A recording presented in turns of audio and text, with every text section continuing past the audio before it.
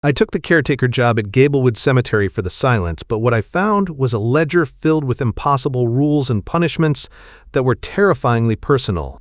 I soon discovered my real job wasn't to care for the dead, but to maintain the very prison that holds them here. The true horror, I've learned, is that this prison is always looking for a new guardian, and I am the only candidate for a cage that never lets you leave. The city had a sound I could never escape. It wasn't the sirens or the traffic, but a low, grinding, ceaseless hum that vibrated in my bones and frayed the edges of my thoughts. I craved silence the way a starving man craves bread. So when the position of caretaker for Gablewood Cemetery came up, advertised with words like secluded, peaceful, and self-reliant, I applied without a second thought. I imagined a life of quiet dignity, surrounded by the hallowed silence of the long-departed, a sanctuary. And for the first 24 hours, it was exactly that. My new home was a small stone cottage nestled just inside the cemetery's wrought iron gates, its slate roof slick with moss. The air smelled of damp earth and old stone, a clean, honest scent that scrubbed the city's grime from my lungs. I spent the day walking the grounds, tracing the faded names on the headstones with my fingers, feeling a sense of profound peace settle over me. This, I thought, was where I could finally be still. The lawyer, a terse man named Mr. Cole, had left the keys and a brief note on the cottage's simple wooden table. Jedediah Marsh, your predecessor, left his records for you. You'll find them in the desk. His methods were particular. I suggest you adhere to them. The desk was a heavy oak antique, its surface scarred with the ghosts of 100 ink stains. Inside the main drawer, sitting alone as if it were a sacred text, was the Gablewood Ledger. It was a heavy, leather-bound volume, the color of dried blood, held shut by a tarnished brass clasp. The leather was worn smooth, I imagined, by decades of anxious hands. I clicked the clasp open and lifted the cover. That was the first sign that something was deeply wrong. The ledger didn't smell of old paper and decaying leather. The scent that rose from its pages was sharp, unnatural, and deeply unsettling. It was the smell of ozone, that electric tang in the air after a lightning strike cleaves the sky, and beneath it, the rich, cloying scent of damp, freshly turned earth. It was as if a grave had been dug right there in the room, its contents disturbed by some violent atmospheric force. A shiver, cold and unwelcome, traced a path down my spine. The first page was a simple title, written in an elegant, if slightly shaky, copperplate script. Gablewood Cemetery, A Caretaker's Duty. The author was Jedediah Marsh. I turned the page, expecting inventories of tools or mowing schedules. Instead, I found a list under the heading, Regulations for the Five. I ran my finger down the page, my eyes scanning the bizarre script. These weren't simple requests, they were commands, absolute and non-negotiable. The first concerned one Isadora Finch in plot 112. Fresh-cut white roses must be placed in the vase on her headstone every Tuesday morning, without fail. Never red, it specified, never wilted. Next was for a Dr. Alistair Graves in plot 207. His grass was never to be cut shorter than 3 inches, and had to be watered by hand each evening, even if it rained. A stern note was added. Do not use the mower. The list continued, each entry stranger than the last. For the Hale twins in plot 319, 2 smooth, dark river stones from the creek bed were to be placed on their marker every Saturday at dusk, with the old stones returned to the water.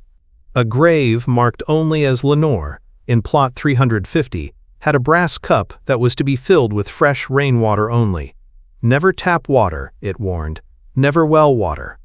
It must never be allowed to run dry. And finally, for little Sammy Croft in plot 421, the porcelain music box on his grave had to be wound fully every Sunday, precisely at noon, and allowed to play its lullaby to completion. I leaned back in my chair, the strange scent of the ledgers still clinging to the air. It was bizarre. The eccentricities of the bereaved, I reasoned. their grief ossified into strange, unbreakable rituals that Jedediah had dutifully honored. A man can get strange, living alone among the dead for so long. It was quaint, if a little morbid. I was here for quiet, and if winding a music box and fetching riverstones was the price, so be it. But it was the note at the bottom of the page that dissolved my rationalizations into cold dread. The neat copperplate script was gone. In its place, scrawled in a frantic, jagged hand, was a final, desperate warning. The ink was darker, smeared in places as if by a trembling, sweaty palm. The pressure of the pen had torn through the paper in several spots. It was the handwriting of a man in the grip of pure terror. Don't test them. Don't think about it. Don't get clever. For your own soul, just obey. They are always watching. I slammed the ledger shut.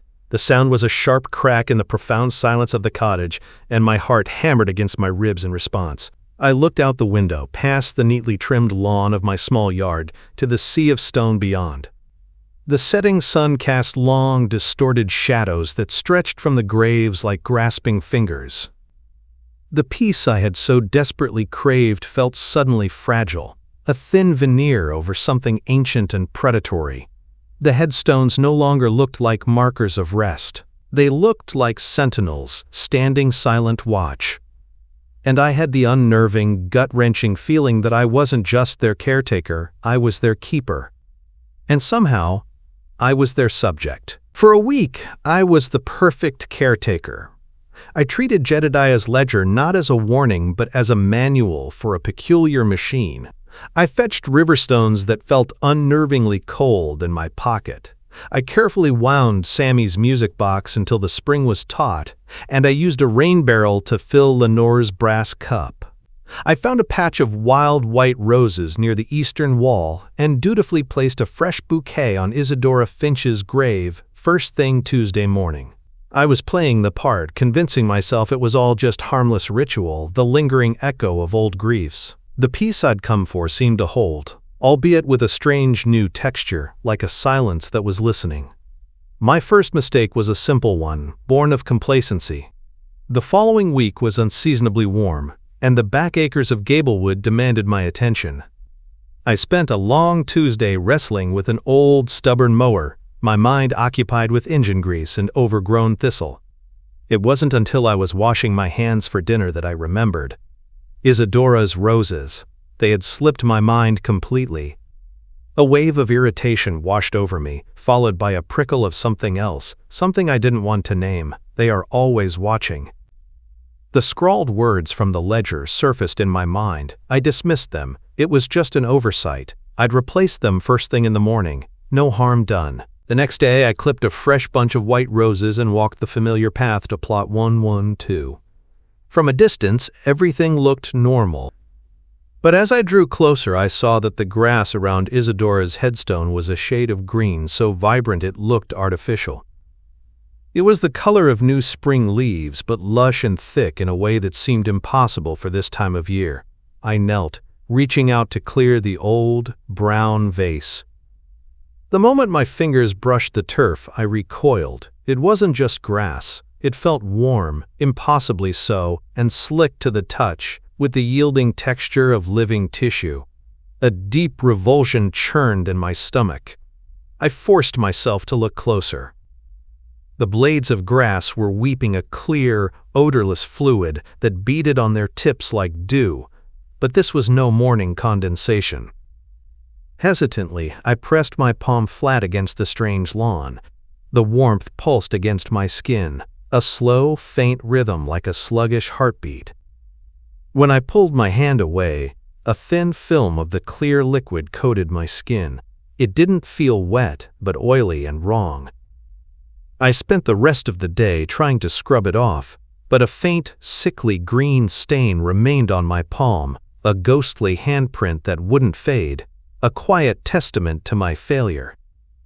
The stain was gone by Thursday morning, but the fear it had planted remained. I became meticulous, paranoid.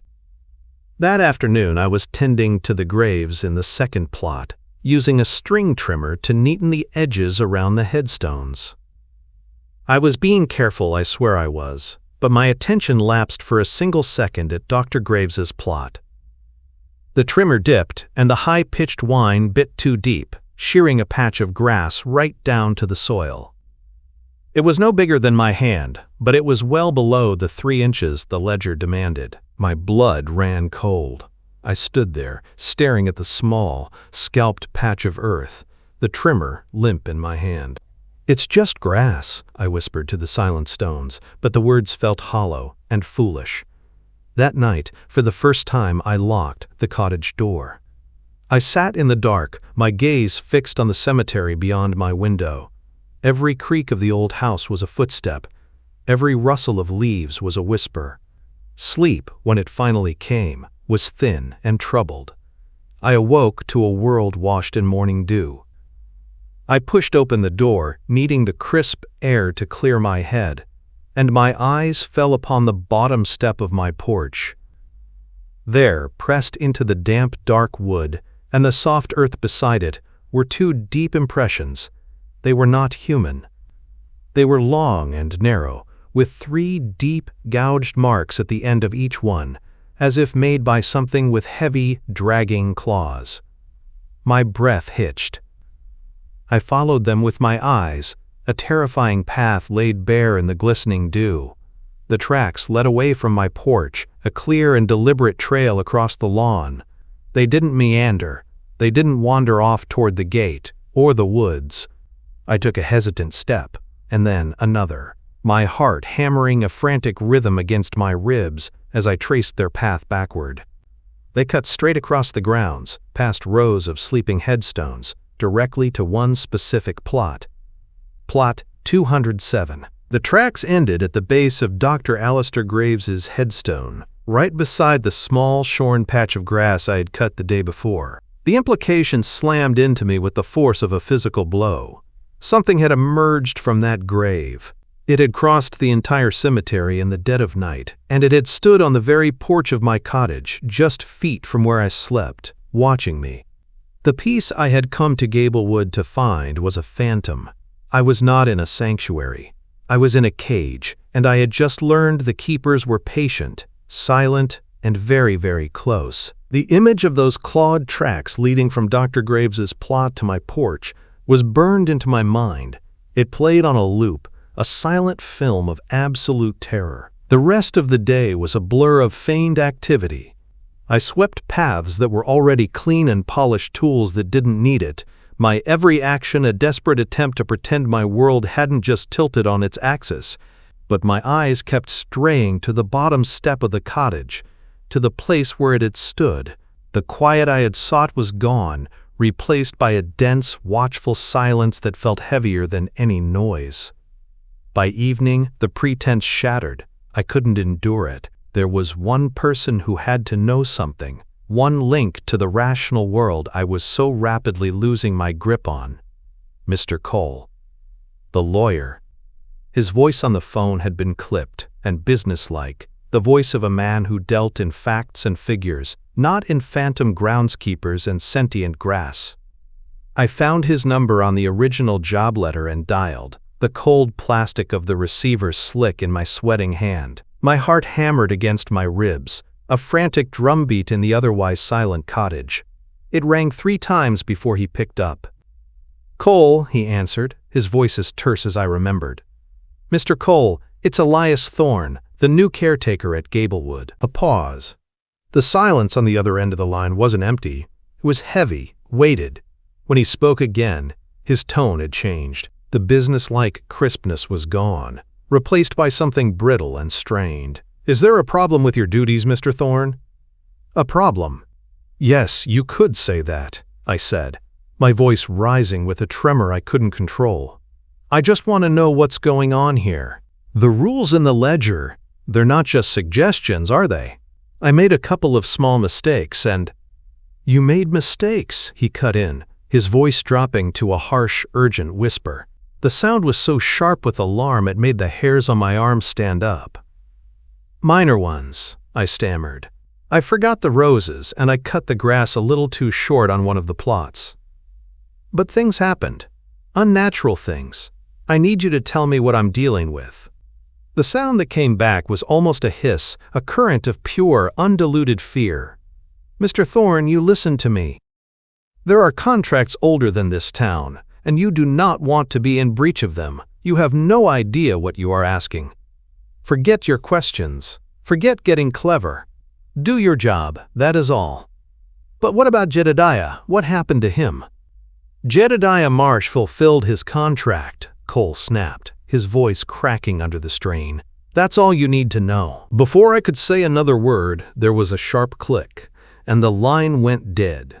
I stood there for a long time, the drone of the dial tone buzzing in my ear like an angry insect. The one lifeline I thought I had wasn't just unhelpful, he was terrified. He was as trapped by this as I was. Defeated, I turned to the only other resource I could think of: history. The next day I drove to the county records office, desperate for any shred of normalcy. I looked up the names from the ledger. Isadora Finch, a spinster who died of consumption. Dr. Alistair Graves, a physician who succumbed to the Spanish flu. The Hale twins, lost in a drowning accident in the town creek. Sammy Croft, a child taken by fever. Lenore, her last name missing, her cause of death listed simply as grief. It was all tragically, horrifyingly normal. There were no footnotes about strange demands, no hint of the lingering power their plots now held. The history was a blank wall, offering no answers, which only made the truth of my situation feel more profoundly isolated and insane. That night, sleep was an impossibility. I sat in the dark of the living room, a sentinel at my own window, staring out at the silent city of the dead. Just after midnight, it began. It started with a light, faint at first, a pale, sickly luminescence like foxfire. It emanated from a single headstone, Isadora Finch's. Then another lit up, Dr. Graves's plot glowing with the same ghostly light. One by one, the Hale marker, Lenore's cup, and Sammy's small grave joined in, all 5 of them pulsing with a soft, synchronized, bone-white glow. Then came the sound, or rather, the feeling. It was a low, sub-audible hum that I felt more than heard. It started in my teeth, a deep vibration that resonated through my jaw and into my skull. The floorboards beneath my feet seemed to thrum with it. The air in the room grew thick and heavy, pressing in on me, making it hard to breathe. The pressure built, a physical manifestation of the dread that had been growing in my chest. I watched, paralyzed, as the 5 lights pulsed in perfect time with the silent, vibrating hum that shook the very foundations of my world. This wasn't a warning. This wasn't a consequence for a mistake. This was a demonstration. It was the sound of the cemetery breathing. It was the sound of watching. And I knew, with a certainty that chilled me to my very soul, that I was the one being observed. The pulsing glow of the 5 graves became a part of my nightly landscape, a silent, luminous threat that kept me tethered to a state of low-grade panic. I fell into a rigid, fearful routine. I measured the grass on Dr. Graves's plot with a ruler. I chose river stones for the Hales with the care of a jeweler selecting gems. My life, which I had hoped would be one of quiet contemplation, had become a series of anxious rituals performed for an unseen, unforgiving audience. Of all the tasks, winding the music box on Sammy Croft's grave was the most unnerving. It was a delicate porcelain thing, showing a small, painted figure standing in a field of faded flowers. Every Sunday at noon I would kneel and turn the small key, and a tinny yet surprisingly sweet lullaby would plink its way into the silence. It was the sound of innocence, a fragile melody in a place of profound dread, and the contrast always unsettled me. One Sunday, as I knelt to perform the weekly ritual, the winding mechanism resisted. The key, usually smooth in its turning, met a gritty friction. It turned with a low, grinding complaint, the inner cogs and wheels groaning as if they were chewing on sand. I had to force it, my knuckles white, wincing at the screech of protesting gears. Finally, with a painful-sounding click, it was fully wound. The lullaby played, but a new sourness clung to one of the notes, a slight dissonance that hadn't been there before. I told myself it was just old, just wearing out. But I felt a cold knot tighten in my gut. That night I was startled from a shallow sleep by a sound. It was music. Not the tinny tune of the porcelain box, but the rich, full notes of a piano. The melody was unmistakable. It was Sammy's lullaby. It drifted from outside, seeming to hang in the air right over his small grave. But it was wrong. Horribly wrong. The tempo was sluggish, dragging like a final breath. The notes were flawed and discordant, sour keys struck with a heavy, clumsy hand. Some buzzed with a sick vibration, hanging in the dead air for far too long, while others were clipped and shallow. It was a mocking, broken rendition of a gentle tune, and it filled me with a deep and visceral dread. I crept to the window, peering out into the pulsing darkness of the 5 graves. The music seemed to be coming directly from Sammy's plot, yet there was nothing there but the small headstone and the faint, ghostly light. I held my breath, listening, and the source of the sound shifted. It was no longer out in the yard, it was on my porch. Then, with a chilling immediacy that made my blood freeze, the sound was right behind me, a single sour note, played so close it felt as though it were inside my own head. I spun around, my heart seizing in my chest. There was nothing there. The cottage was empty, silent. Then the music started again, faint and dragging, from back out at the grave. It was toying with me. It was a cat batting at a mouse, a deliberate, intelligent act of psychological torment. A new feeling began to bloom in my chest, pushing up through the layers of fear. It was a hot, defiant anger. I was tired of being the mouse. I was tired of the vague threats, the subtle punishments, the constant oppressive weight of being watched. The stain on my palm, the tracks in the dew, those were repercussions for my mistakes. But this felt different. This was a taunt. The thought began as a whisper and grew into a roar inside my head. What if the music box had broken completely today? What would have happened then? The phantom piano was the answer. I was sure of it. This was the consequence, and as terrifying as it was just sound.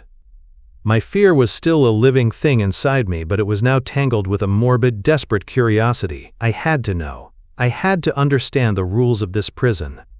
The only way to do that was to break one, not by accident, but with intent. I needed to see the beast's teeth to know how to avoid its bite. The week crawled by, each day a new exercise in suspense. By the time Sunday arrived, my resolve had hardened into a cold, heavy stone in my stomach. I walked to plot 421, the sun warm on my back, the winding key cool in my pocket. I stood over the small grave, my shadow falling across the porcelain box. I looked at the little painted figure, its smile serene and unknowing. For a moment, Jedediah's frantic scrawl flashed in my mind. "Don't get clever. For your own soul, just obey." I took a deep breath. My hand, which had been reaching for the box, clenched into a fist around the key in my pocket. I turned my back on the grave, on the silent porcelain box and its unwound lullaby, and walked away. The silence that followed was louder than any music, filled with the terrifying weight of my own deliberate transgression. I had not just broken a rule, I had thrown down a challenge. And now, all I could do was wait for the response. The silence I had instigated felt like a held breath, a tense pause before a scream. All afternoon, I waited. I cleaned the cottage, my movements jerky and unnatural, my ears straining against the quiet. I expected the discordant piano music to start at any moment, a sour note to announce my punishment. But the sun dipped below the horizon, painting the sky in bruised shades of purple and orange. And still there was nothing. Only the 5 faint, pulsing lights in the graveyard, a silent, glowing jury. Maybe, a foolish part of me hoped, that was it. Maybe the broken lullaby was the consequence, and my refusal to wind the box meant only that I would be haunted by its absence. I locked the cottage door, the bolt sliding home with a definitive thud, and told myself I could endure a night of phantoms. I was wrong. The assault began just as I was drifting into a state of exhausted dread. It was the piano again, but it was no longer a discordant lullaby, it was a dirge. A loud, desperate, hammering dirge that erupted from the darkness with the force of a physical blow. The music was a raw, open wound of sound, filled with grief-stricken chords and weeping, minor-key arpeggios that clawed at the cottage walls. It wasn't just outside. The sound was everywhere, seeping through the floorboards, vibrating in the window panes, filling the very air I breathed until my lungs felt heavy with it. I clamped my hands over my ears, but it did nothing. The sound was inside my head, a relentless cacophony of sorrow and rage. Sleep was impossible. Sanity felt like a distant shore I was drifting away from. For hours it continued, a furious, agonizing concert performed for an audience of one. It was a punishment, a sonic flagellation meant to strip me bare. When it finally stopped, just before dawn, the resulting silence was so profound it rang in my ears, leaving me hollowed out and trembling in the gray light. Shaking from lack of sleep, I forced myself out of the cottage. I had to know what my defiance had wrought. My feet, moving without conscious thought, carried me toward plot 421. I approached Sammy Croft's grave with a sense of impending doom. From a distance, the porcelain music box looked untouched, a small, white shape sitting serenely in the grass. But as I got closer, a cold dread washed over me, slick and sickening. The little painted figure inside the box had turned around. It was no longer facing the field of faded flowers painted on the box's interior. Its tiny porcelain body was now twisted 180 degrees. Its back was to the inner workings of the box. Its painted expression, a serene, almost cheerful smile, was now fixed directly on my cottage, on my window, on the very room where I had just spent a night under siege. Its unblinking gaze was a declaration. "We see you. We are always watching." I stumbled back, a gasp catching in my throat. My eyes scanned the area around the grave, frantic, and caught on a glint of color in the dew-damp grass. I knelt, my fingers trembling as I reached for it. It was a toy soldier. Not just any soldier, but one I recognized with a jolt of ice water shock that went straight to my core. It was made of cheap plastic, its red coat chipped in a familiar pattern, its rifle bent at the tip, and its left arm was missing, snapped off at the shoulder. I had broken it myself when I was 7 years old, throwing it against a basement wall in a fit of pique. I hadn't seen it in 30 years. It was an object that existed only in a half-forgotten memory, and yet here it was, resting on the grave of a dead child 100 miles from my childhood home. A wave of nausea and dizziness swept over me. This was impossible. This broke the laws of reality as I knew them. They hadn't just reacted. They had reached into my past, plucked out a fragment of my own history, and laid it at my feet like a trophy. Desperate to escape, I turned and practically ran, intending to barricade myself in the cottage. But my path took me past Dr. Graves's plot, and I stopped dead. There, lying near the headstone where the clawed tracks had begun, was another object that didn't belong. It was a small ring of keys. I recognized them instantly. The worn brass key to my old apartment, the small silver one from my parents' house, and the black-headed key to this very cottage. It was my spare set. The set I kept tucked away in the back of a drawer in my kitchen. The knowledge I had sought, the price I had paid for my little test was laid bare. This wasn't just about tending graves. This wasn't about ghosts. This was an invasive, possessive power that knew my memories, that could enter my home, that had erased the boundary between my life and their death. I hadn't just gotten their attention, I had given them an invitation. The lessons of the dirge and the toy soldier were learned well. My defiance was dead, replaced by a raw, primal fear that guided my every action. I became a model of obedience, a slave to the ledger's bizarre demands. But winter came to Gablewood, and winter does not care for rules. The world grew hard and cold, the ground firming under a brittle crust of frost. The vibrant greens of the cemetery bleached to pale browns and yellows, and the trees became skeletal claws against an iron-gray sky. The cold was a constant presence, a physical weight that made my duties not just unnerving, but punishing. My first true challenge came on a Saturday afternoon, colder than any that had preceded it. The task was simple: fetch 2 river stones for the Hale twins. I took my usual path to the creek at the edge of the cemetery grounds, but stopped short at the bank. The creek was gone. In its place was a solid, milky white sheet of ice, thick and unyielding. I kicked at the edge, sending a few shards of frozen mud skittering across the surface, but it was no use. The creek was sealed shut, its stones locked away where I could not reach them. Panic, cold and sharp as the wind, sliced through me. I spent an hour searching the frozen banks for any loose stones, my fingers growing numb and useless, but found nothing but frozen earth and brittle, ice-coated weeds. As dusk began its slow bleed across the sky, I had to admit defeat. There would be no stones on the Hale plot tonight. I retreated to my cottage, my failure a heavy stone in my own gut. That night, a new sound joined the cemetery's repertoire. It wasn't loud or violent like the piano dirge. It was a low, muffled murmuring that seemed to rise from the ground itself. Drawn to the window, I traced the sound to its source, the Hale twins' grave. It was the sound of an argument, a bitter, cyclical exchange of whispers, hushed but sharp with an ancient resentment. I couldn't make out the words, only the venomous cadence, a rise and fall of furious accusation and weary defense, a squabble that had been looping for so long it had worn itself smooth of meaning, leaving only the raw emotion behind. It was the sound of 2 souls bound together in an eternal, inescapable disagreement. The next morning, driven by a dreadful certainty, I went to their grave. There, sitting side by side on the cold marker, were 2 perfectly smooth, dark river stones. They were not frosted or frozen.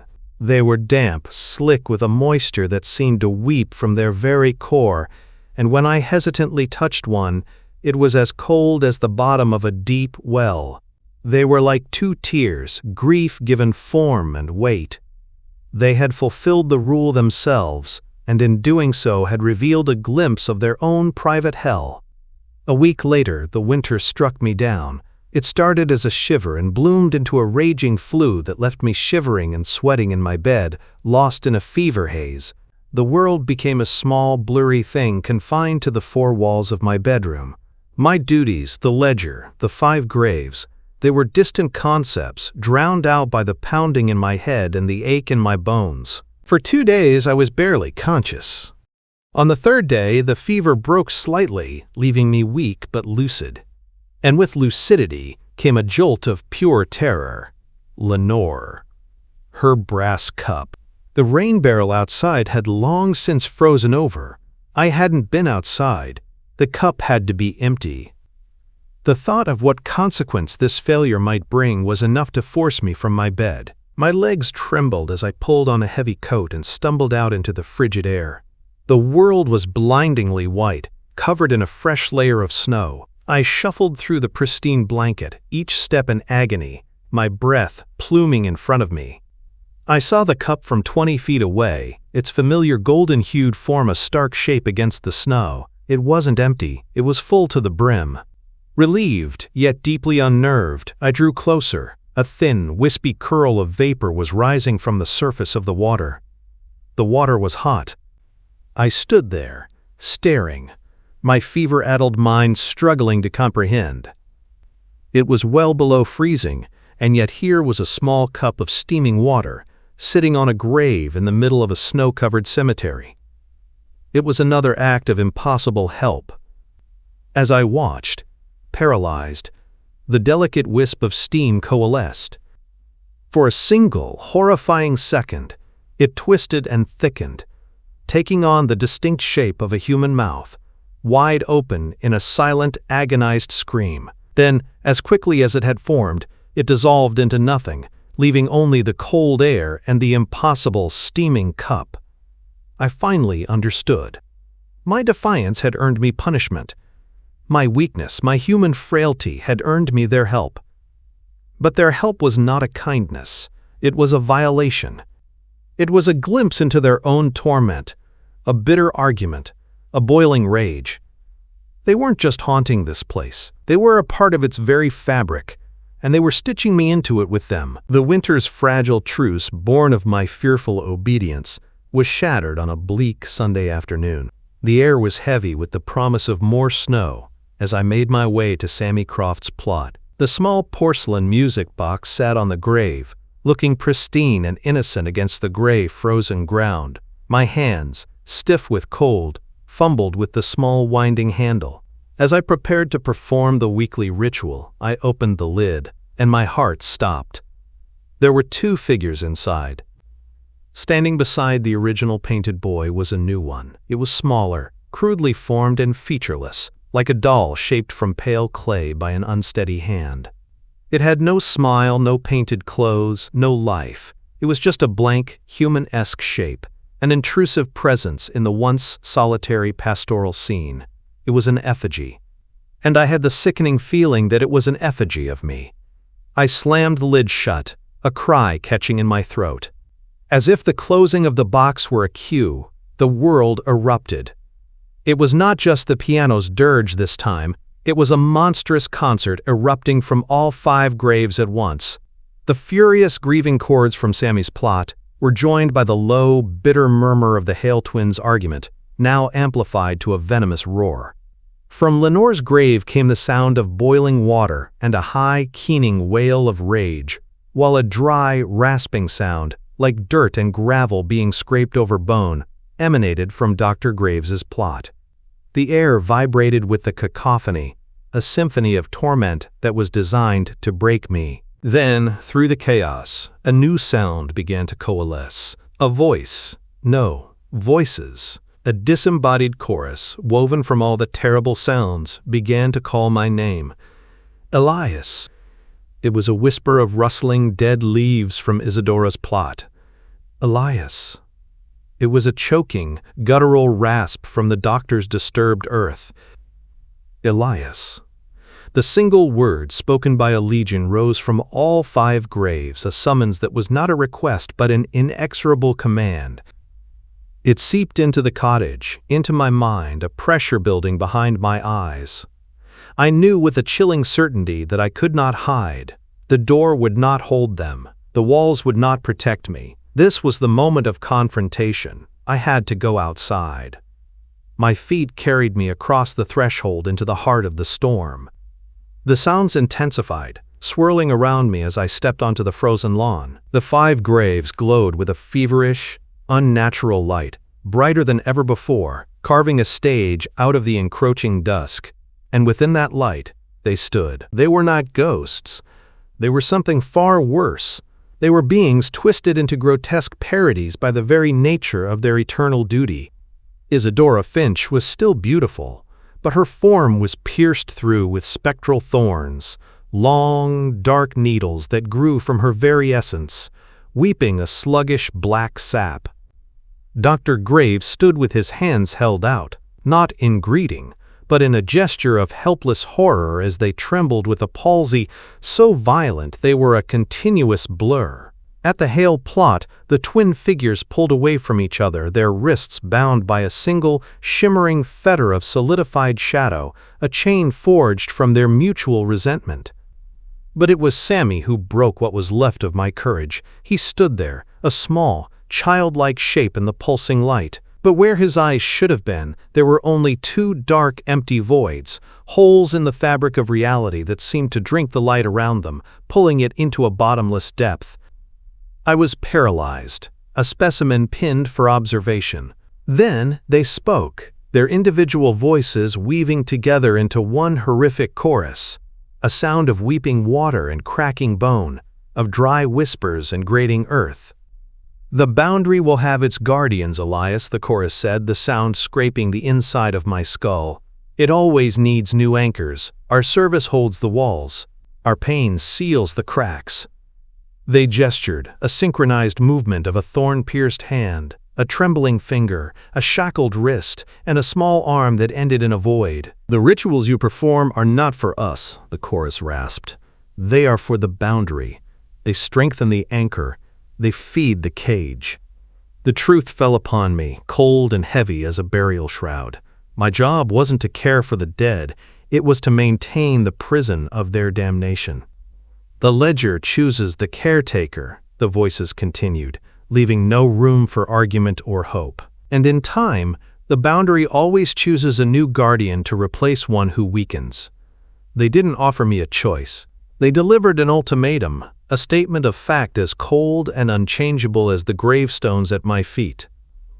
The only choice is whether one comes to the role willingly or is conscripted when the walls fall. The cacophony of torment ceased as if a switch had been thrown. The world did not return to silence. It fell into a void. The glowing lights of the 5 graves faded, the chorus of voices dissolved, and I was left standing alone in the frigid dark, the terrible truth of their ultimatum settling into the marrow of my bones. There was no running, no fighting. You cannot fight the foundation of your own reality. You can only fall when it gives way. I walked back to the cottage, each step heavy and leaden, the snow crunching under my boots with a sound of finality, like dirt being shoveled onto a coffin lid. The choice they had offered was no choice at all. Be a willing part of the machine or be ground up in its gears. The next morning, a small, square package was on my porch. It had no postage, just my name neatly printed on the brown paper. From Mr. Cole. Inside was not a letter of apology or explanation, but a thick sheaf of documents bound in a simple black cover. It was the full contract. I sat at my desk, the Gablewood ledger lying closed beside me, and I read. The language was cold, legalistic, and utterly terrifying. It didn't speak of ghosts or hauntings. It spoke in chillingly sterile terms of ontological collapse, of maintaining dimensional integrity, and preventing incompatible incursions. It referred to the 5 guardians not as souls, but as primary anchors, and to the caretaker as a tertiary conductor, responsible for the rituals that focused their energy. It was a terrifyingly mundane instruction manual for holding the world together at its thinnest point. Gablewood wasn't a cemetery, it was a patch over a wound in the universe. There was nothing left to do. The fight had been drained out of me, replaced by a hollow, ringing emptiness. That evening, as dusk settled, I walked out and stood in the center of the 5 graves. They were just stone now, cold and silent. "I understand," I whispered into the still air, my breath a fleeting cloud. "I accept." For a moment, there was nothing. Then, a voice spoke, not a chorus this time, but a single, intimate whisper that curled directly into my ear, as if a mouth were pressed against my skin. "Thank you." It was not a sound of gratitude. It was a sound of possession, the soft, satisfied click of a lock sliding into place. When I returned to the cottage, the Gablewood ledger was open on the desk. A new page had been added, the paper crisp and white, the ink a stark, fresh black. It felt as if it had grown there. At the top of the page was a new plot number and a name. Plot 50, Elias Thorne. Beneath it was a single, neatly written rule. Fresh coffee placed beside headstone each morning, black, no sugar. It was my coffee order, the simple, thoughtless habit of my daily life, now codified into the liturgy of this place. They hadn't just claimed my future, they had cataloged my present. My gaze drifted to the bottom of the page, where a final, smudged message was tucked away, almost lost in the margin. It was Jedediah's frantic, panicked script, a last, desperate cry from the man who had walked this path before me. "It's a cage. They don't let you leave. They never let you leave." The sun is rising now. I walk the grounds, a warm mug in my hand, the familiar, bitter aroma of black coffee filling the air. It is a peaceful morning. The birds are beginning to sing. The light catches the frost on the headstones, making them glitter. But this is not a comforting ritual. I am practicing for my servitude. I am learning the shape of my own cage. I pass by one of the old mausoleums, its dark, polished stone door acting as a distorted mirror. I catch a glimpse of my reflection, a tired man in a heavy coat, holding a mug. But just for a second, a horrifying, breath-stealing second, the reflection flickers. My own eyes, looking back at me, are not my own. They are two dark, empty voids, bottomless and black, just like Sammy's. I close my eyes, but the image is burned into my mind. The piece I came to Gablewood to find is gone, stripped away to reveal the terrifying truth beneath. It has been replaced by the chilling, absolute certainty, not of a cage that awaits me, but of the one I am already in.